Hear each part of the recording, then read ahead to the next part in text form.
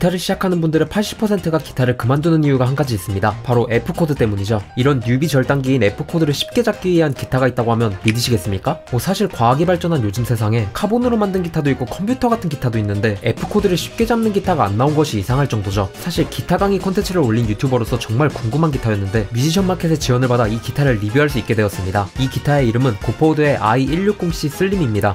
잠깐만요. 제가 재밌는 얘기 하나 들려드리겠습니다. 초보들이 F코드를, 아니 코드 자체를 잡는 게 어려운 이유가 뭘까요? 당연히 기타를 쳐본 적이 없기 때문에 손가락에 힘이 없어 소리도 안 나고 코드를 잡는 자세 자체가 낯설기 때문이죠. 사실 손가락 힘만큼이나 부족한 게 손가락의 유연성입니다. 힘이 센 사람들도 기타 코드를 제대로 잡지 못하는 이유가 바로 유연성 때문이죠. 예를 들어 당장 C 코드를 잡는다고 하더라도 손가락 하나하나가 굉장히 벌어지기 때문에 제대로 된 위치에 손가락을 놓기도 힘들죠. 당장 C 코드도 잡기 힘든데 F 코드는 어떨까요? 손가락 하나를 통으로 올려놓는 자세에 어떻게 힘을 주는지도 모르겠고 손가락은 따로 놀아 난장판일 겁니다. 무엇보다 일반 코드를 연주하다가 중간에 F 코드로 변경하는 것 자체가 하드코어죠. 그렇다면 제가 가져온 고포우드의 i160C 슬림이라는 기타는 왜 코드를 쉽게 잡을 수 있는 기타일까요? 그것은 바로 지판에 있습니다. 쉽게 설명드리면 지판이 넓을수록 기타줄의 간격이 넓어집니다. 반대로 지판이 좁을수록 기타줄의 간격이 좁아지죠. 네, 이 기타의 가장 큰 특징은 기타 지판의 간격이 좁다는 것입니다. 이런 특징을 말로 설명드리면 당연히 이해가 안 되실 테니 제 기타와 비교해 보겠습니다. 제 기타로 잡은 C 코드와 고포우드 i160C 슬림 모델로 잡은 C 코드입니다. 차이가 느껴지시나요? 제 기타는 손가락이 넓게 벌어지는 반면에 i160C 슬림 모델은 손가락이 덜 벌어지죠. 그 말은 즉 여러분의 유연성이 조금 부족하더라도 쉽게 코드를 잡을 수 있다는 말입니다. 그리고 댓글에서 종종 손이 작아서 기타 치기 힘들다는 분들도 계시는데 손이 작으신 분들께도 정말 좋은 기타인 것이죠. 이제 i160C 슬림 모델을 자세히 보겠습니다. 상판에는 시트카 스프루스라는 목재가 사용되었고 축구판에는 마호가니라는 목재가 사용되었습니다. 바디 사이즈는 5M 바디 사이즈로 키 175 이하의 남성분이나 여성분께 좋은 사이즈입니다. 그리고 기타 바디의 한쪽이 파여있는데 이것을 컷어웨이라고 합니다. 이 컷어웨이 모양도 브랜드마다 정말 다른데 i160C 슬림 모델의 둥근 컷어웨이는 개인적으로 제 취향입니다. 4개는 마호가니 목재가 사용되었고 지판은 무려 로즈우드가 사용되었습니다.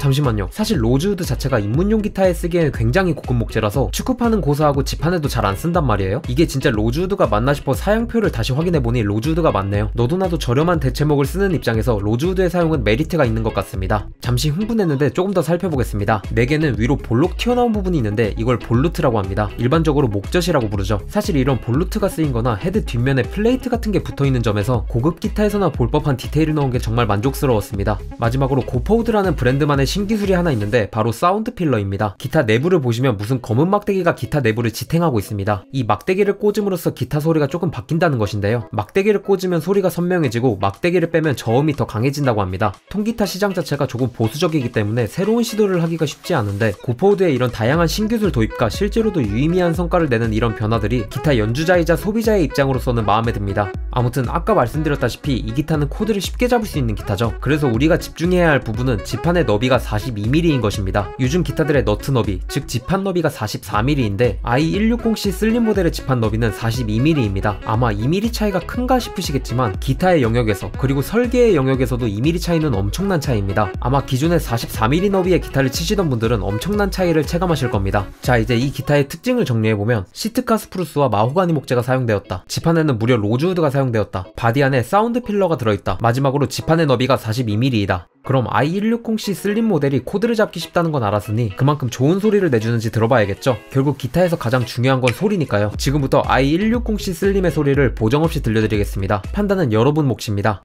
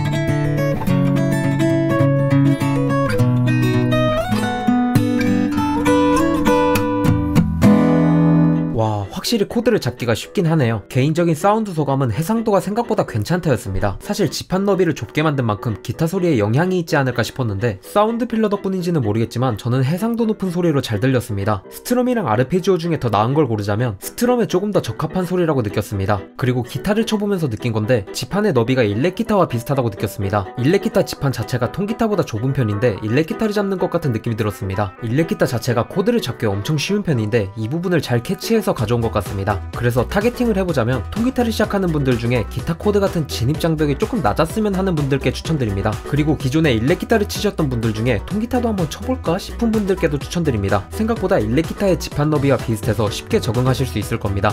지금까지 코드를 쉽게 잡을 수 있는 신기한 기타에 대해 설명드렸습니다. 당연하게도 여러분들 중에선 이 기타 외에 다른 기타를 원하시는 분들도 계실 겁니다. 그래서 조금 더 찾아봤는데 고포우드가 무려 입문용 기타만 15종류를 판매하고 있더라고요. 바디 사이즈부터 시작해서 바디 목재나 픽업 같은 부품의 장착 유무나 심지어 헤드 디자인에 따라서도 종류가 여러가지입니다. 진짜 아이 쇼핑만 해도 정말 재밌으니 궁금하신 분들은 링크로 남겨드릴 뮤지션 마켓 홈페이지에서 구경이라도 해보시는 걸 추천드립니다.